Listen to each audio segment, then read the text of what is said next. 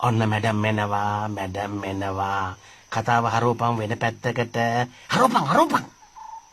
ඔන්න එතකොට දේවානම්පියතිස්ස රජුරෝ දුන්නයි ඊතල ටිකයි අරගෙන මුවාගේ පස්සේ පන්නන්න පටන් ගත්තා. මුවා දුවගෙන යනවා. තිස්ස පන්නගෙන යනවා. ආය මුවා දුවගෙන යනවා. ගියා. දැන් එතකොට ඔය මාමණ්ඩියා කියන එක මන් නැති වෙලාවට වෙන මොනවද කියන්නේ? ඕකා කියනවා. ඕකා කිව්වේ? මාමණ්ඩියා. එතකොට අපේ කී මොකද කියන්නේ? අපේ කී කියනවා. අපේ කී? ඔන්න ඒ කියනවා. කතාව හරවපන්. ඔන්න එතකොටම දේවානම්පියතිස්ස රජු දුන්නයි ඊතල ටිකයි අරගෙන මුවාගේ පස්සේ පන්නන්න ගත්තා.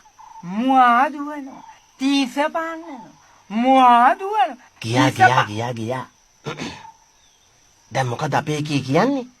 අපේ කී කියනවා තිස්ස නවතිනු කියලා. අපේ කී එහෙම කිව්වා? ඒක